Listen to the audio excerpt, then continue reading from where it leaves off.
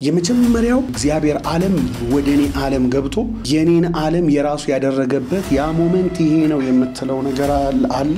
ኃይለኛ ደመና የሚመስል ነገር ክፍሌው ሲገባ ታውቀኝ። በመሰረተ ክርስቶስ ቤተክርስቲያን ነው ኦርዲኔሽን የተቀበልከው። በርግጥም አንተ ነብይ ነህ ብለው መሪዎች ኦፊሻል ሆነ ማለት እንድቀጥታ መድረክ ላይ የሆነ ነብይ የሚለው ዕውቅና ሰጥተው በኤምኬሲ ደረጃም ራሱ አንተ ብቻ እኔ ብቻ ኤምኬሲ ናቸው ልክ እናንተ እኔ ልክ ናቸው ብዬ አላስብም። አሁን እንደው በኢትዮጵያ ውስጥ እንደው ስንት ነብይ በፐርሰንት ብታስቀምጠው ስንት ነብይ ስንት ትንቢት ተናጋሪ አለ ብለህ ታምናለህ? ሲጸልይ ጊዜ ተመልሶ ሌላ ድምጽ መጣ። ምን የሚል ድምጽ መጣ? አንተን ራስን ቀብቻ አውጣል። መሰረተ ክርስቶስ ቤተክርስቲያን እንዲህ አይነት ነገሮችን ሁለቱን የሐዋርያትና የነቢያትን ኦፊሻል ኦርዲኔሽን አታደርግም። መቋቋም አልቻልኩም። ከተንበረከኩበት ወደኩኝ። ትንቢታዊ አዋጅ ከትንቢት ጋራ ልዩነት የለውም። ይሄ የምታየው ሰንሰለት የህዝብ እስራት ነው። ከነቢያት ኦፊስ ውጪ ያደረካቸው እነዚህ ከነዚህ ጋር ስለሚቀላቀሉ ነው። እንደ ነብዩ እዩ ጩፋ ለዚህ ነው አንድ ላይ አምጥተህ ከትንቢት ተናጋሪዎች ጋራ አንድ ላይ ፈርጃቸው ነብይ አይደሉም። በጣም ሪል ነቢያቶች አሉ ብዬ አላስብም። 10% ያህል ነብይ 90% ያህል ትንቢት ተናጋሪ ከሌ ነብይ ነው ከሌ በርግጥ ነብይ ነው ብዬ የምናገራቸው አገልጋዮች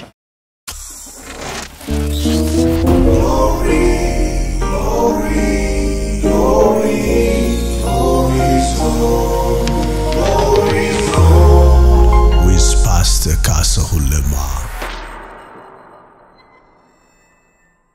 የተወደዳችሁ የግሎሪ ዞን ሚዲያ እና ቲቪ ወርልድ ዋይድ ቻናል ቤተሰቦች አድማጭ ተመልካች ኢትዮጵያውያን ኤርትራውያን የእግዚአብሔር ጸጋና ሰላም ይብዛላችሁ።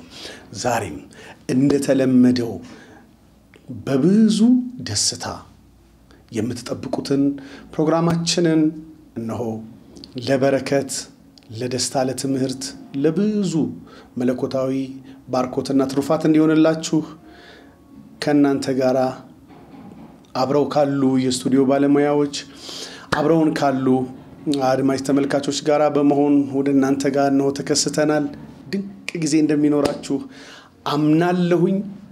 ጸጋ ይብዛላችሁ እያልኩኝ እንዲሁ ፕሮግራማችንን ከመጀመራችን በፊት ደግሞ እናንተም አብራችሁ መሆናችሁንና አብሮነታችሁን የምታሳዩበት አንድ ግብዣ ያደርግላችኋለሁ። እሱም ይህ ፕሮግራም ለብዙ ሰዎች በረከት መሆን እንዲችል ሼር በማድረግ ቪዲዮውን ላይክ በማድረግ ቻናሉን ሰብስክራይብ በማድረግ ደግሞ እጅግ በብዙ አገልግሎታችን አድጎ ሰፍቶ ለብዙ ሚሊዮኖች ከብዙ ኤክሰለንስ ጋራ እንዲደርስ እንችል ዘንድ አብሮነታችሁ በድጋፍም ጭምር እንዲሆን እጠይቃችኋለሁኝ።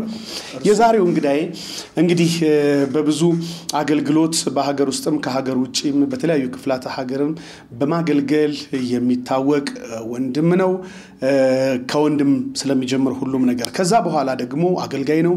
ከዛ በኋላ በቤተክርስቲያን ደግሞ የማዕረግ መጠሪያ አሰጣጥ ደግሞ ነብይ ነው።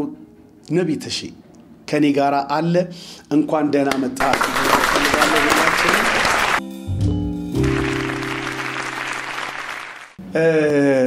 ግሎሪ ዞንን ታያለህ? መጀመሪያ እስኪ እንፈትሽ። ግሎሪ ዞን አያለው ያው ፌስቡክ ፔጅ ላይ ይመጣልኛል። እንደገና ቲክቶክ ላይ በጣም በተለይ ቲክቶክ ላይ በጣም ነው ማየው። ካሲ ይመጣ አላሳልፍም። በጣም ኢንስፓየር የምሆንበት የሚገርም ቻናል ነው በጣም ማለት ነው።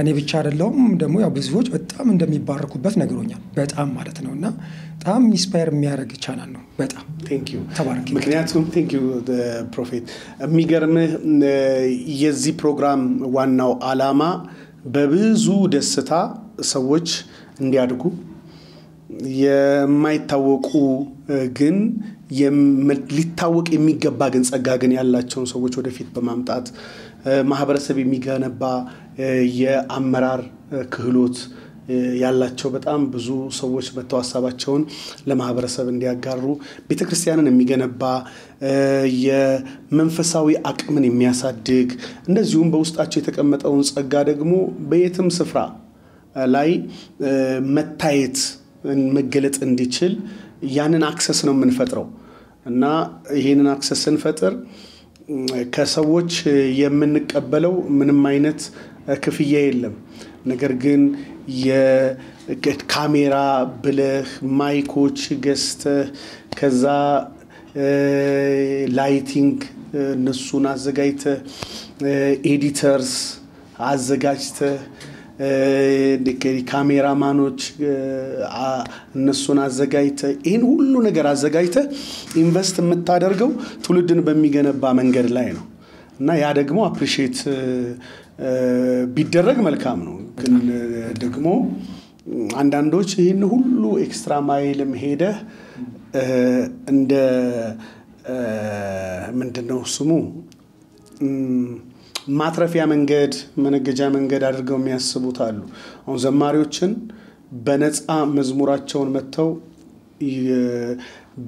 በካሜራም በስቱዲዮም ተሰርቶ እንደውም አንደኛው ዙር ጨረስን። አሁን ሁለተኛ ዙር እንደገና አሁን ልንጀምር ነው እና ምንም ነገር ክፍያ ከነሱ የለም። ቀጥታ ሁሉንም ነገር እኛው ራሳችን ሰርተን ነው የምናደርገው። አሁን ደግሞ ተሸላሚዎች በቅርብ አሉ። ዋው! የመጀመሪያው ዙር አሸናፊዎች ብዙ ቪው ያገኙ እነሱን ደግሞ የምንሸልምበትን ፕሮግራም አሁን ጨርሰን በቅርቡ እነሱ ሽልማታቸውን ይቀበላሉ። ሙሉ ቪዲዮአቸውን እንሰራላቸዋለን ማለት ነው በነፃ እና ግሎሪ ዞን ለመፍጠር የተሰራ ራዕይ ነውና እንኳን ወደ ግሎሪ ዞን መጣህ ለማለት ነው። ይሄንን ሁሉ ነገር በዛው የተናገርኩት ጌታ ሶስቴ ባርከኝ። አሜን አሜን። ፓስተር ተባረክ፣ በእውነት በጣም ተባረክ። እውነት ነው፣ ለብዙዎች በረከት እየሆነ ነው ያለው። በጣም ብዙዎችን ወደ ማስተዋወቅ መጥቷል። በጣም ብዙ ዘማሪዎች፣ ብዙ አገልጋዮች እኛ ማናቃቸው ምናቃቸው በቃ የሚገርም የእግዚአብሔር ሐሳቦችን የተካፈልንበት የልባቸውን ሐሳብ የሰማንበት እግዚአብሔርን የባረክንበት አንዳንድ ምክሮች የተጠቀምንበት ራሱ ምክሮች አሉ እና በጣም የሚገርም ነው። በእውነት በጣም የተባረከ ቻናል ነው። እኔም በጣም እድለኛ ነኝ ይሄንን እድል በማግኘቴ ጌታን ባርካለሁ። ለምልምልኝ የአዳማ የአገሬ ልጅ ነህ? ከአዳማ ነው ላንተ የወጣው? ኦኬ። ይሄም ኢንፎርሜሽን የለህም ማለት ነው? ሲባል ነው የሰማሁት። አይ ነገር ተፈላልገናል። እሺ ይሁን። ግን ለማንኛውም እኔ የአገሬ ልጅ እንደሆን ከኔ ሰናገር አንተ ግን ሲባል ነው የሰማሁት ብለህ ትንሽ ነው ወደ አዲስ አበባ ከገባ በኋላ ፊቴ ያልተቆረባችሁ አዲስ አበባ ከገባ በኋላ ነው የሰማሁት። ስፔሻሊ መዝሙር ለቅሶ ማታ ሲሆን ጠዋት ደስታ ይሆናል የሚለው በሱ መዝሙር በጣም ነው በቃ ማለት በጣም ነው የምወደው። በጣም ነበር የምሰማው የወጣም ሰዓት ላይ አሁንም ሰማዋለሁ በጣም እና ከዛ በኋላ እንግዲህ ስላንተ ሞር የሰማሁት ከአዳማ ሞኔት ቸርች እንደነበርክ አብረው ያገለግሉ እንደዚህ እንደነበሩና ሰማሁ። ከዛ በኋላ እንደወጣ እና ከሀገር ውጭም እንደነበርክ እንደቆየ እንደዚህ ሰምቻለሁ። ኬንያ ላይ ያ ዞሮ ያገሬ ልጅ ነው።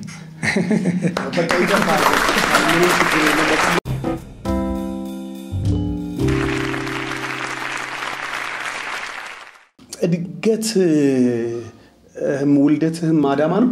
አይደለም፣ በጣም ልጅ ሆኜ ነው። መተሃራ ነው የተወለድኩት። መተሃራ መርቲ የሚባል ክልል ስኳር ፋብሪካ እዛ ነው የተወለድኩት። ከዛ ቤተሰቦቼ በጡረታ ያልሄድኩባቸው በጣም ጥቂት ቦታዎች ናቸው ኢትዮጵያ ውስጥ። እዛ ሙሉ ወንጌል ቤተክርስቲያን ቤተሰቦቼ እዛ ቸርች አምላኪ ነበሩ። ከዛ ነው እንግዲህ እኔ ልጅ ሆኜ ነው ወደዚህ ወደ አዳማ የመጡት። ከዛ ያው ሞር ብዙ እንትን ያለኝ የአዳማ ነው። እኔ አሁን ውስጥ ያለው እንትኑ ያው ውልደቴ እዛ ይሁን እንጂ ብዙ ነገሮች እትብት እዛ አስቀምጠህ እድገቴ ብዙ ነገር አሁን ጣም ያለኝ ከአዳማ ጋር በተገናኘ ሁኔታ ነውና ውልደቴ እዛ ነው። በጌታ ነበሩ ቤተሰብ? ኦርቶዶክስ ናቸው። ኦርቶዶክስ ያውም ዝም ብሎ ኦርቶዶክስ አይደለም። አሁንም ወይንስ በፊት በጣም አክራሪ እንዲህ ዝም ብሎ አይደለም። በጣም በቃ ዋና ቀንደኛ የሚባሉ አክራሪ ኦርቶዶክሶች ነበሩ በጣም ማለት ነው። እና ያው መጀመሪያ ጌታን ያገኘችው እናቴ ናት። ከዛ ነው እናቴ በጣም የጸሎት ሴት ናት። በጣም እና ያው በሷ ጸሎት ነው አንዳንድ እያለን ወደ ጌታ የመጣ ነው። የመጀመሪያ በቤታችሁ ውስጥ የክርስትና የዳግም ልደትን ጅማሬ በእናታችሁ በኩል አገኛችሁ። ከዛ ማቀጠለ ከዛ እህቶቼ ታላላቆች አሉ ወንድሞቼ እህቶቼ እንደሱ እያለ ከዛን ያው እኔ ልጅ ነበርኩኝ በጣም ልጅ ነኝ። ከዛ ያው የግድ ጌታን መቀበል እንዳለብኝ ብዙ ይነግሩኝ ነበርና ፈቃደኛ ሆንኩኝ። አንድ ቀን ጌታን ተቀበልኩኝ። በቃ ማስታውሰው ንስሐ ሲያስገባኝ የእህቴ ባል ነበር ንስሐ ያስገባኝና በቃ ማስታውሰው ልክ ንስሐ ከገባ በኋላ በጣም የሆነ ከባድ ድንጋይ የሚመስል ነገር ከላይ ላይ እንዲህ ሲንከባለል ይታወቀኝ ነበር። ስንት ዓመት አካባቢ ይሆናል? የዛሬ ስንት ዓመት መሰላ? ያንተ እድሜ ነው? የዛን ሰዓት ገና 13 ምናምን እንደዛ ነበርኩ። ከዛ በኋላ ግን በጣም በቃ የጌታ ፍቅር ግን ውስጤ በጣም በኃይል ነበረ። እንደዛ እንትን ያልኩት ግን ዲቫይን ኢንካውንተር ነበር ማለት ነው በዛ ሰዓት ላይ? አዎ ነበረ። በጣም በቃ ጸልያለሁ፣ ሲጸልዩ አብሬ ጸልያለሁ፣ በጣም እንትን እላለሁ፣ በልሳን ሁሉ መናገር ሁሉ ጀመርኩኝ። ከዛ በመሃል ግን ያው ትምህርት ምናምን ስማር ወደ ትምህርት አደላሁና እንትኑን ታውቁት ብዙ ወደ ባይብል ስታዲ ምናምን አቋረጥኩኝ ማለት ነው። ከዛ ነው እንግዲህ ቤተሰቦቼ ጡረታ ወጥተው ወደ አዳማ የመጡት። ወደ አዳማ ከመጡ በኋላ ፓስተር ተካልኝ የሚባል መሰረተ ክርስቶስ ቤተክርስቲያን ደቡብ መሰረተ ክርስቶስ እሱ ነው በኋላ ደህንነት እንደገና መማር አለብህ ብሎኝ ተምሬ ከዛ ተጠምቄ ኤምኬሲ ውስጥ ነኝ የተማርኩት ደህንነት። እዛው ተጠምቄ እዛው ኳየር ውስጥ ገባኝ። 3 ዓመት ኳየር ውስጥ አገለገልኩ። እዛው ኳየር ውስጥ እያለሁ ነው እንግዲህ ወደ ነቢያቱ አገልግሎት ቀስ እያለ መገለጥ የጀመረው። ግን እግዚአብሔር በተለያዩ ባሪያዎች ይናገረኝ ነበር። ኳየር ውስጥ እያለሁ ይናገረኝ ነበር። እግዚአብሔር በእኔ እንደሚሰራ በእኔ እንደሚጠቀም ለብዙ ትውልድ እግዚአብሔር እንደሚያደርገኝ ይናገር ነበርና ያ ቀስ እያለ ወደ መፈጸም መጣ እና እንደዚህ ነው እንትኖቼ እንደዚህ ነበሩ። ታዲያ ኳየር ውስጥ ጀምረህ ነው መዝሙር አልችልም ያልከኝ ቅድም? ኳየር ውስጥ ከኋላ ነበር ከኋላ ይሄ እጀባው ፓርት ላይ ቁጥርሱ ነው። በቃ በጸሎት ቢያንስ ያግዛል ተብዬ አገባቢ ራሱ የሚገርም ይግባ በጸሎት ራሱ ይረ በጣም ስለምጸልይ በቃ ጸሎት በጣም ነው የምወደው። በጣም ጸልያለሁ፣ ጾማለሁ፣ ጸልያለሁ በጣም ማለት ነው። በጣም ነው የምጸልየው የምጾመውና በቃ ይሄ ለኳየሩም የጸሎት እንትን ሊሆን ይችላል ደጀንና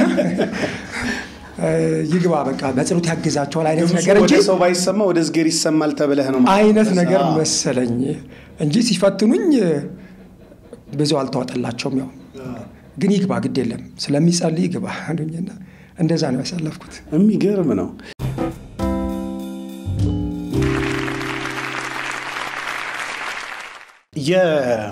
የመጀመሪያው አገልግሎት ከመንፈስ ቅዱስ ጋር በነበረህ ንክኪ የመጀመሪያው መለኮታዊ ድምጽ በህይወት ውስጥ መጣ የምትልበት ከመንፈስ ቅዱስ ጋር ሪል የሆነ መነካካት ከመንፈስ ቅዱስ ጋር አብሮ የመኖር ውሳኔ የተሰራበት ያ ደቂቃ በህይወት የምታስታውሰው ሞመንት አለ? ይሄ ሰዓት ነው የተቀየርኩት፣ እንዲህ አይነት ነገር በህይወቴ ላይ ተገልጦ ነው የእግዚአብሔር ዓለም ወደኔ ዓለም ገብቶ የኔን ዓለም የራሱ ያደረገበት ያ ሞመንት ይሄ ነው የምትለው ነገር አለ? አዎ በጣም እስካሁን ድረስ የማረሳው እግዚአብሔር ከሰዎች ጋር ስለገባው ኪዳን ሳስብ እንደ ኪዳን ውስጥ የተቀመጠ የሚገርም የማረሳው ታሪክ አለ። ከመንፈስ ቅዱስ መነካካት ጋር እንደነገርኩ እጾማለሁ፣ እጸልያለሁ፣ በጓዳ ውስጥ አብዛኛውን ጊዜ ከእግዚአብሔር ጋር አሳልፋለሁ እና ማረሳው አንድ ቀን ጾምና ጸሎት ይዤ እየጸለይኩኝ ከቀኑ 9 ሰዓት አካባቢ ክፍሌ ውስጥ ማንም የለም ብቻዬን ነኝ እና እግዚአብሔርን እየተራብኩ አብዛኛው ጸሎቴ እግዚአብሔርን በመራብ ላይ ነው። በጣም እየተራብኩ ነው የምጸልየው በጣም እና እንደዛ እየጸለይኩ ማረሳው ኃይለኛ ደመና የሚመስል ነገር ክፍሌ ውስጥ ሲገባ ታወቀኝ። ለመጀመሪያ ጊዜ ነው ማለት በህይወቴ እንዲህ አይነት ነገር አይቻላቅምና በጣም ደመና እንዲ ፊዚካል የሚታይ የሚመስል ደመና ማለት ነው። አይንን ከፍቼ በሰዓቱ ለማየት ሞክራሱ የሚታይ ደመና የሚመስል ነውና ክፍሌ ውስጥ ከተንበረከኩበት ለመነሳት እስከማልችል ድረስ በቃ ባለሁበት ተጣብቄ ቀረሁ። ከዛ በዛ በፍርሃት ውስጥ ሆኜ የነበረው ነገር የሚያስፈራ ስለነበር በፍርሃት ውስጥ ሆኜ ዝም ብዬ መጸለይ ጀመርኩ። እየጸለይኩ ከደመና ውስጥ ደግሞ ምን ወጣ? ሰንሰለት። የሚገርመኝ ሰንሰለት ይሄ የሰዎች የሚታሰሩበት ሰንሰለት የሚመስል ልክ እንደሱ አይነት ማአት ሰንሰለቶች ከደመና ውስጥ ወጣው እርስ በርሳቸው ሲጋጩ ድምጽ ሁሉ ይሰማኛል። የሰንሰለቱ እርስ በርስ እየተጋጨ ምናምን ይሰማኛልና ስለ ራእይ አላውቅም። በሰዓቱ ራእይ ምን እንደሆነ አላውቅም። ራእይ ስለማየት የሚባል ነገር አላውቅም። ስለ እግዚአብሔር ድምጽ ማቀው ነገር የለም። የመጀመሪያ ነውና ልክ ያን ነገር ባየሁበት ሰዓት ግን ምንድነው እግዚአብሔር ሆይ የማየው ነገር አልገባኝም እያየው ያለሁት ነገር ብዬ ነው የጠየኩት ባየው ሰዓት ላይ። ከዛን ድምጽ ልክ እንደ ሰው የሚመስል አይነት ድምጽ ጆሮዬ ላይ ያወራኝ ጀመረ። በህይወቴ ለመጀመሪያ ጊዜ ድምጽ የሰማሁበት ነው የምነግርና ይሄ የምታየው ሰንሰለት የህዝቤ እስራት ነው እና ህዝቤ እስራት ውስጥ ነው ያለው የሚል እቺ ድምጽ ብቻ ነው በሰዓቱ የሰማሁትና ከዛም መጠየቅ ጀመርኩኝ። ታዲያ እግዚአብሔር ለምን ህዝብን አትፈታም?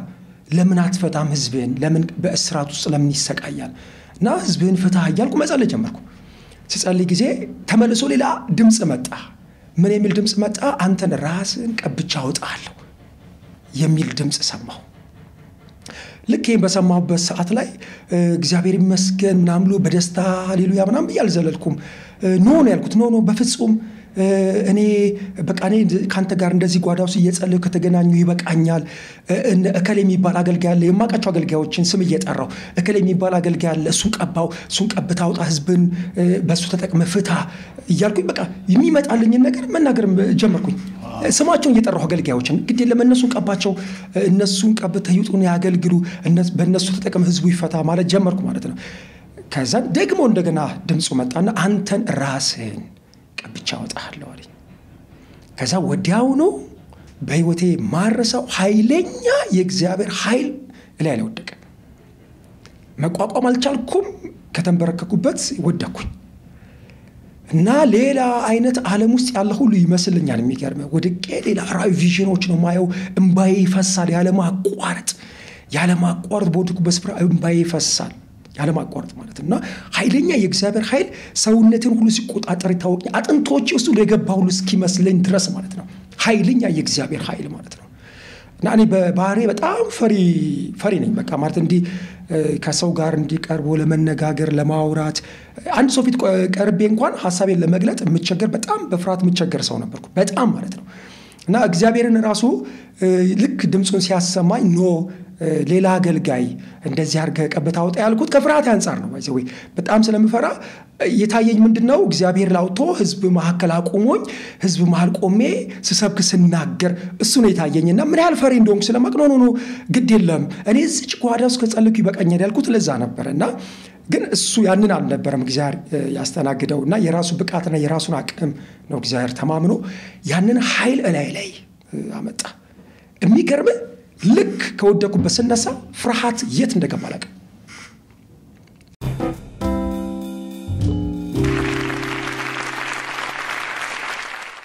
የት እንደገባ ማለት ነው። የመጀመሪያ ሰብስቤ የሰበኩት ቤተሰቦቼ ነው። የመጀመሪያ ሰብስቤያቸው በግራ እስኪጋቡ ድረስ ልጃችን ነው ያፈሪ ልጃችን ነው ምናምን ብለው እስከሚነጋገሩ ድረስ በጣም በድፍረት በኃይል በስልጣን የመጀመሪያ የሰበኩት ቤተሰቦቼ ነበር። ከዛ በኋላ ያ የመጣው ኃይል ህይወቴ ላይ ምን አይነት ጸጋዎችን ይዞ እንደመጣ የተገለጠው ከዛ በኋላ ነው። ወደ ቸርች ሄድኩኝ አስተውሳለሁ። ጳጉሜ ወር ጾም ጸሎት ነው። ጾም ጸሎት ላይ የተጸለየ ነውና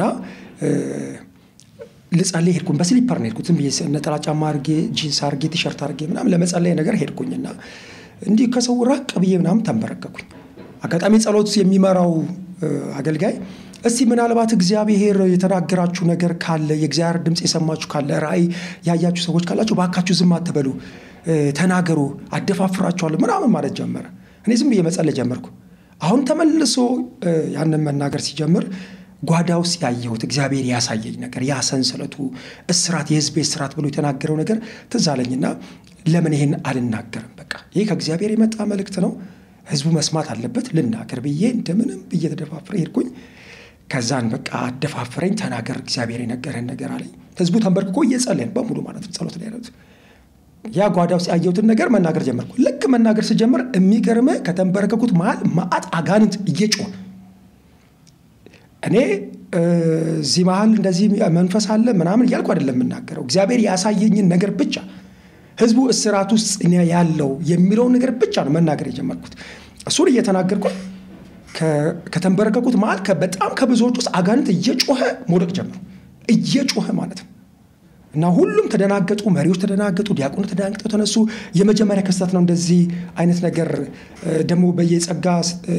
ስጦታ እንደዚህ እንቀሰቃሴ ብዙ እንትን አልነበረም በዛ በቸርች ውስጥ በሰዓቱና እዛ በቃ ሲያዩኝ የሆነ ብላቴና ነው ያቆም እንትን የምለው ሲያዩኝ የሆነ በቲሸርት ምናምን በነጠላ ጫማ አርጌና የተገለጠው የእግዚአብሔር ክብር ግን የእውነት ነው ማለት ሊቋቋሙት አልቻሉም ከጉባኤው ማሉሉ ሮጠው አንዳንድ አጋንንቶች እኔን ለማጥቃት ለመደብደብ ሁሉ እየሮጡ እስኪመጡ ድረስ ያለሁበት ድረስ ማለት ነው እዛ ጋር ያወቅኩት እግዚአብሔር በህይወቴ ይህንን ጸጋ እንዳመጣ እንደገለጠ የዛን ሰዓት እና ያ ኃይል ጓዳ ውስጥ ያገኘኝ ኃይል ይሄን የጸጋ ስጦታ በህይወቴ ላይ እንዳደረገ ያውቁት ከዛ በኋላ ከዛን እንደዚህ ያለ ቀጠለ አገልግሎት ኦርዲኔሽን እንዴት በመሰረተ ክርስቶስ ቤተክርስቲያን ነው ኦርዲኔሽን የተቀበልከው አው ከዛን ከተወሰኑ ካገለገልኩ በኋላ ሙሉ ጊዜ አገልጋይ ብለው እንደዛ ተቀበሉኝ ማገልገል ጀመርኩኝ ከዛ ተጠየቅኩኝ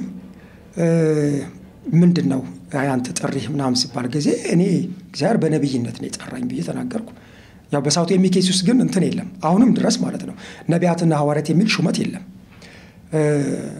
የነብይነት ብዬ ሰናግራቸው አይ እንደዚህ የሚባል ለጊዜው የለም ሐዋርያና ነብይ የሚባል እንትን የለም አስተማሪ መጋቢና ወንጌላዊ ነው ከሶስት አንዱ ነው መሆን የሚቻለው እና በጣም ግራ ገባኝ በሰዓቱ ለመወሰን ደግሞ ግዴታ ነው ኦርዲኔሽን ግዴታ ነው ተባልኩኝ በቃ የወንጌል አገልጋይ ነኝ አልኩ የወንጌል አገልጋይማ ሁሉም የወንጌል አገልጋይ ነው አንዱን ነው መናገር ያለበት ተብሎ በቃ እውነቴን ነው ያው በጫና ወንጌላዊ ነኝ ብዬ በቃ በወንጌላዊ በሚለው በሰዓቱ እንደዛ ተሾምኩኝ ግን ያው ብዙዎች እንዳልሆንኩ ያቃሉ እንትኑ ስላልነበረ ዶክትሪን ላይም ስላልተካተተ በሚል አይነት ነገር ነው ብቻ እንትን የተባለው ከዛ ግን በጣም የሚገርመው ይሄ የነቢያት ጸጋ ግን ሞር እየተገለጠ መጣ ሞር እያሸነፈ እኔ በቃ ጸጋው ዋናው ጸጋው ይገለጥ ጸጋው ተገልጦ ይታይ ታዲያ ተገልጦ ሲታይ ህዝቡ ራሱ እኮ የሚሰጥህ ስያሜ አለ ራሱ የተገለጠው ነገር የሚታይ የሚዳሰስ ሲሆን ህዝብ ራሱ የሚሰጠው ስያሜ አለ እና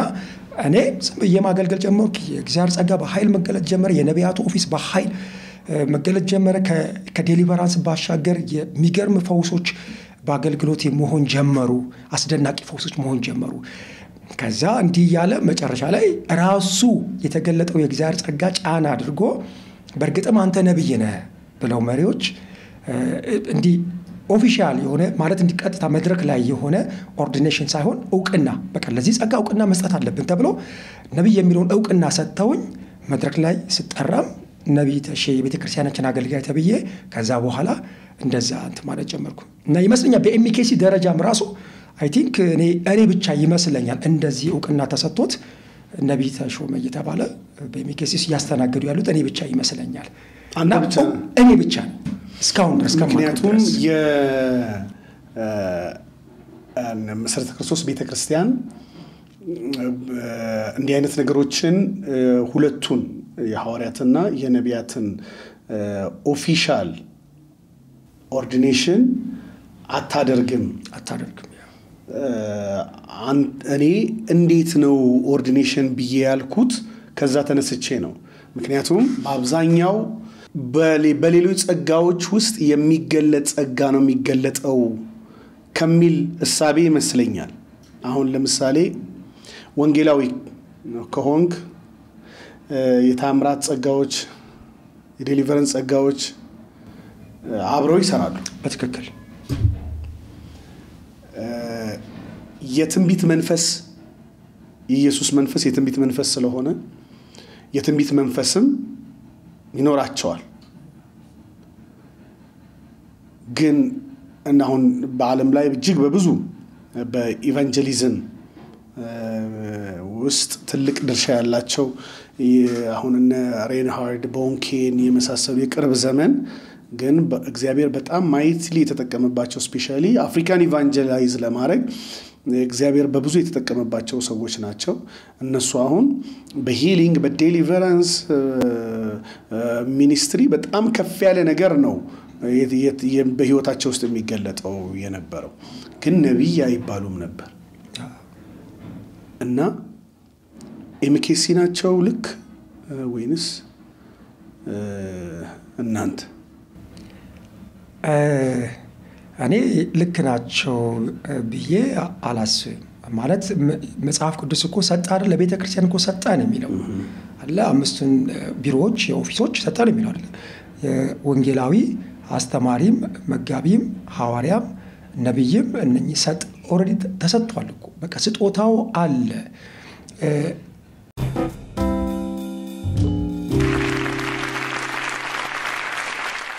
እግዚአብሔር በሰጠበት ነገር ውስጥ የለም ብለ እንትን ማለት እኔ ከእግዚአብሔር ቃል ውጪ ነው የሚሆነው።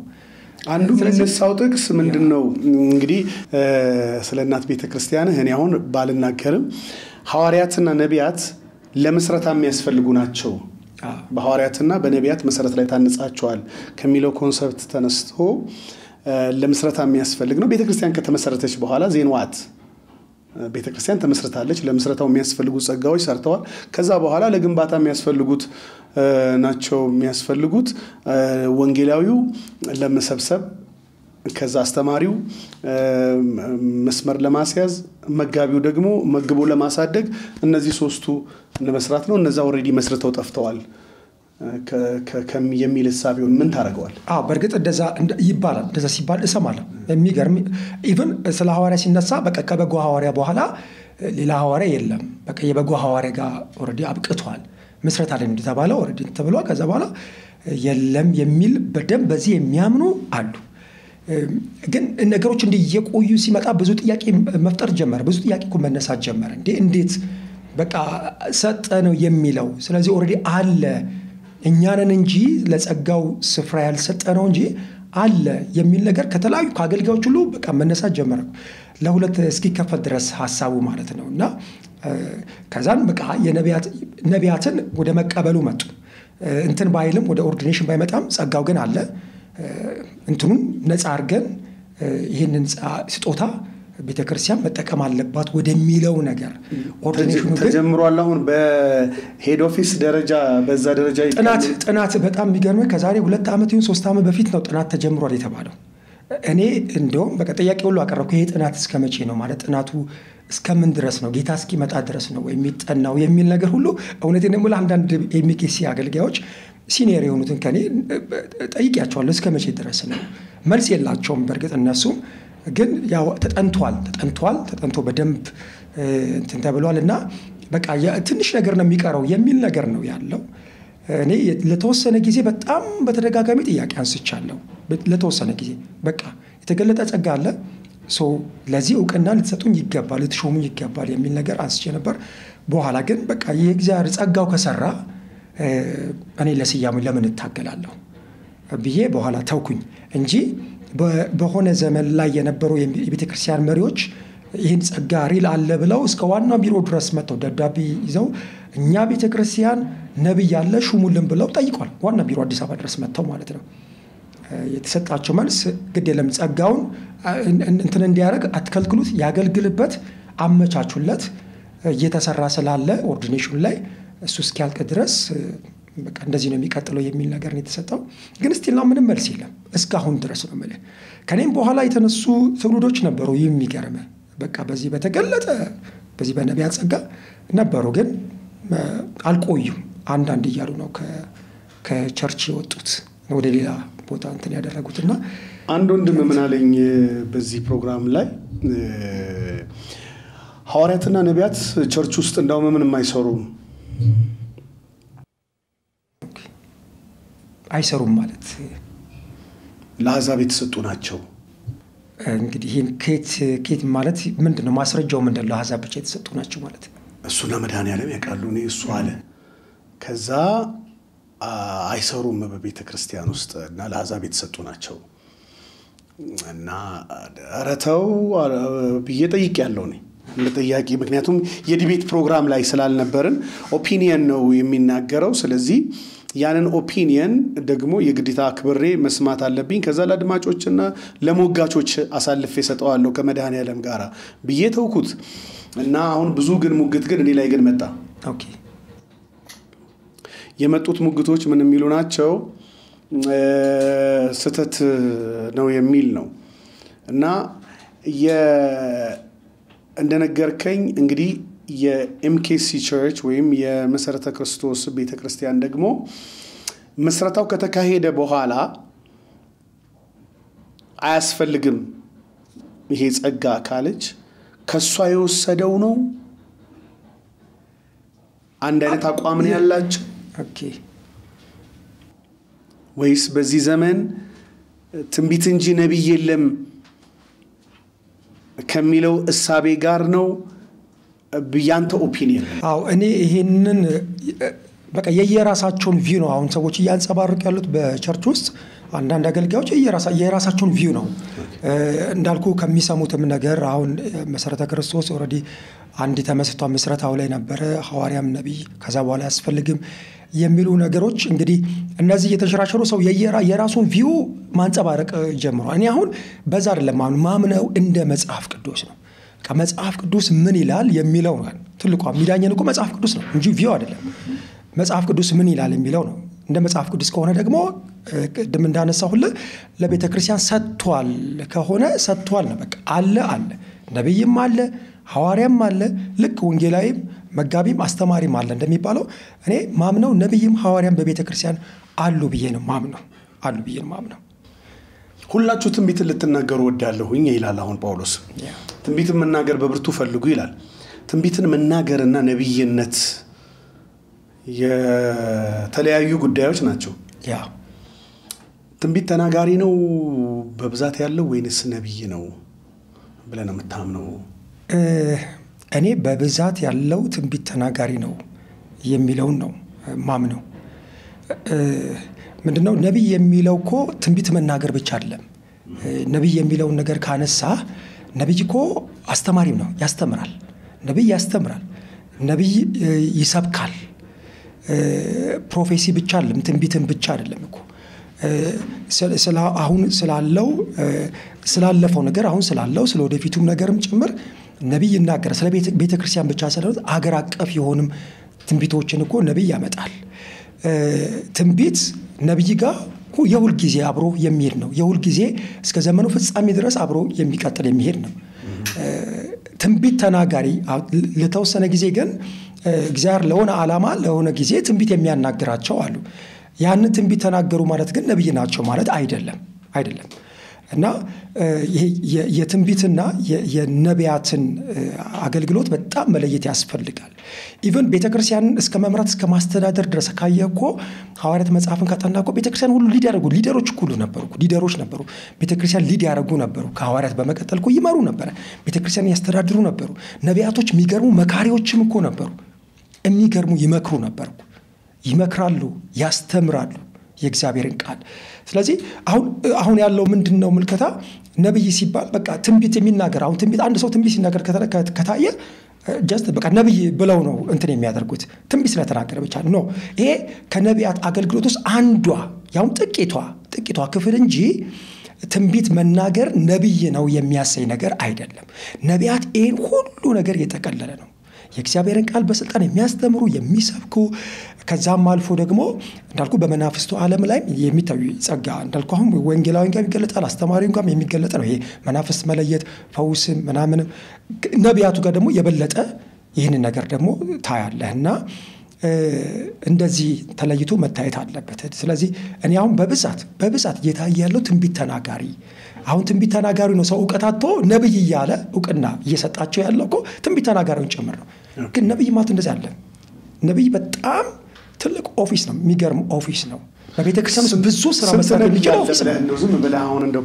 በኢትዮጵያ ውስጥ እንደው ስንት ነብይ በፐርሰንት ብታስቀምጠው ስንት ነብይ ስንት ትንቢት ተናጋሪ አለ ብለህ ታምናለህ?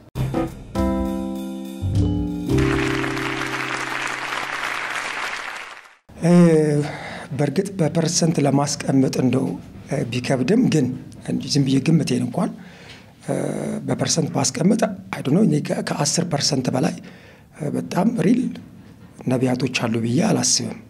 እንደነገርኩ ከነቢያት አንፃር ነብይ የሚለውን ነገር ዘርዝረን ከተናገርን 10% ያህል ነብይ 90% ያህል ትንቢት ተናጋሪዎች ናቸው ያሉት አብዛኛው እና በጣም ጥቂቶች ናቸው። እኔ አሁን ነቢያት እንደው አሁን ሚዲያም ስለሆነ ስም ዝርዝር እንዲህ ብለህ አትናገርምና ከሌ ነብይ ነው ከሌ በርግጥ ነብይ ነው ብዬ የምናገራቸው አገልጋዮች አሉ። እስኪ አንድ 5 ጥራ ከነዛ ውስጥ።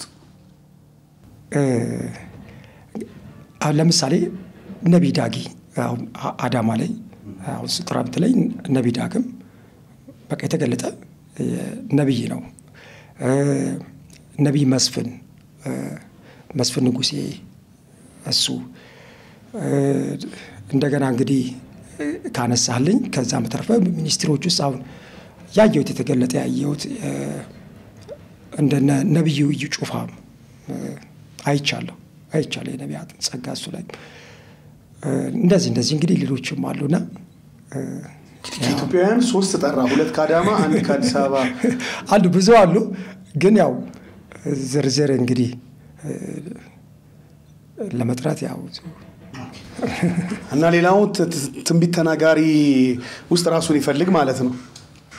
አዎ በቃ በደንብ ማለት ነብይ የሚለውን ነገር በደንብ ማጥናት መቻል አለባቸው። አሁን ነብይ ማለት ምን ማለት ነው፣ ትንቢት ተናጋሪ ማለት ምን ማለት ነው የሚለው ነገር ይሄንን አውቀው ነው ማገልገል ያለባቸው። በቃ አውቀው እንጂ ዝም ብለህ አንዴ ትንቢት ስለተናገርክ ብቻ ለራስህ ነብይ የሚል እንትን ሰተህ ስያሜ ሰተህ መንቀሳቀስ አደጋም አለው። በጣም አደጋ። ሁለተኛውንም ነገር እንደው በዚሁ ልጠይቅህ።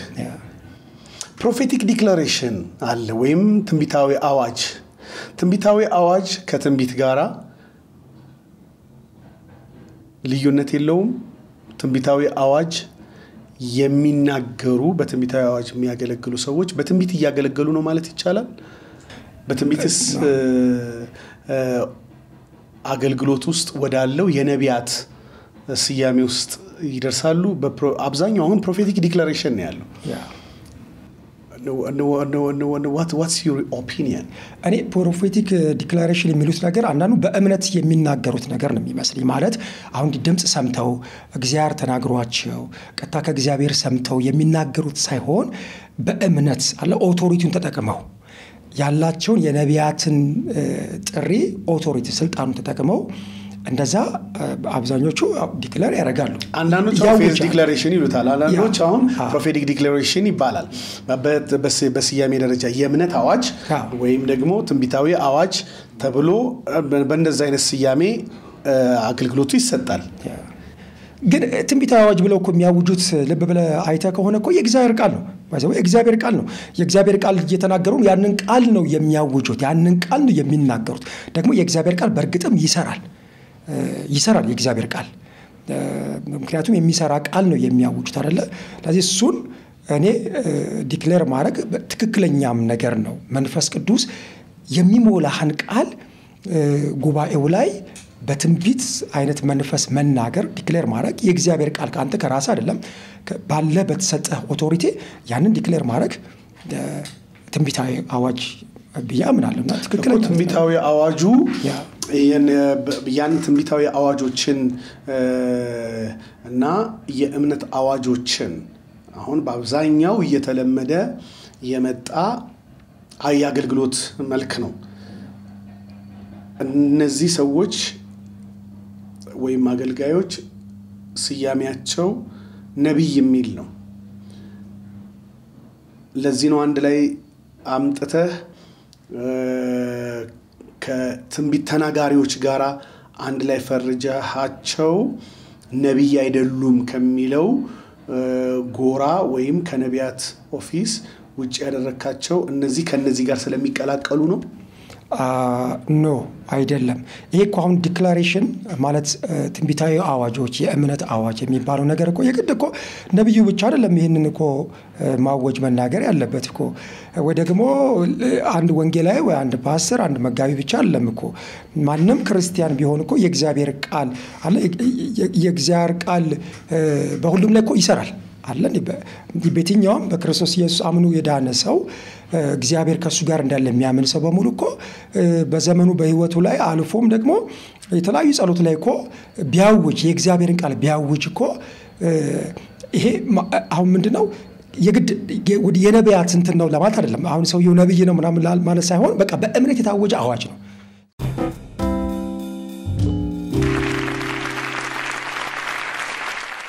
ብዙ ሰዎች ሐሳብ ይፈልጋሉ የግድ ትንቢት ተናጋሪ መሆን የለበትም እግዚአብሔር ነብይ አድርጎ ያስነሳሃል ነው የምትሉት የእውነት የሚቀጥለው ዘመን አገልጋይ በሙሉ ነብይ ስለሚሆን ነው ይሄ ግልጽ ይሄ ምን ከደው ነገር አይደለም በቃ ያበላልጥ አንተም ቤተክርስቲያን ወንጌላዊ ብላ ነው ኦፊሻሊ ሾመች ተውራስህ ነኝ ባልከውና አካባቢው ላይ ደግሞ አገልግሎትን በተካፈሉ ሰዎችና ነው ባሉ ሰዎች አማካኝነት ወደ ነብይ መጣሃል ያበራየውን በሪያፉን አተሰራ አይደለም